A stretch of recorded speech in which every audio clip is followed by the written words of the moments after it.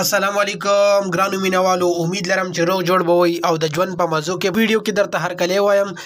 برګرو نوې تازه خبر مخې ته راغلی دی چې مفتي سردار باندې کومه حمله شوې وه، په هغې کې چې هغه ډېر زیات زخمی شوی و او هسپتال ته لاړو. هغې نه بعد هغه صحتیاب شو. آیا د هغه قاتل سره څه وکړو نو مکمل او هغه قاتل معاف کو او څنګه یې معاف کو او په څه وجه یې مکمل معلومات در سره په دې ویډیو کې شریکو. زموږ ویډیو در سره په پوره وګورئ، مکمل معلومات ورنوالي او زموږ چینل هم در سره سبسکرایب کړئ چې کوم د تازه خبر نه زر تر زر خبرېږي او زر تر زر ورنه ځان پویول غواړي نو زموږ چینل در سره ضرور سبسکرایب. مرګرو مفتي سردار علي حقاني چې کوم چې د نوخار سره تعلق لري، هفته پهله په هغه باندې قاتلانه حمله شوې وه په صوابۍ منګي شریف په نوخار منګي شریف کې، چې په هغې کې هغه ډېر زیات زخمی شوی و او زخمی حالت کې بیا هسپتال ته راوړی او هغې کې هغه 2 ګولۍ په خپو باندې لګېدلی و او هغه چې کوم قاتل و هغه بیا ګرفتار شو، چې کوم ابراهیم نامې سره پیژنګلي شوي وه او د نوخار سره تعلق لرلو. هغه پولیس زر تر زره پولیس ګرفتار کړی و. په هغې وجې مفتي سردار علي حقاني هغه سره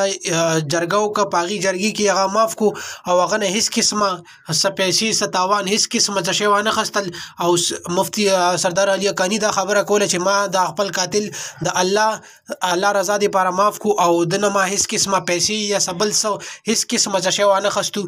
او قاتل هم د مفتي سردار علي حقاني ته راغلو او د ده نه معافي وغواړه چې آیا زه به بیا داسې هېڅ قسمه حرکت یا کار نه کوم. چې د مفتي سردار علي حقاني ډېره زیاته شکریه ادا کړه چې هغه د الله د رضا دپاره دا معاف کو د خپل قاتل.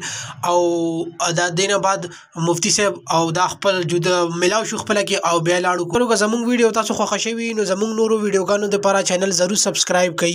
والسلام.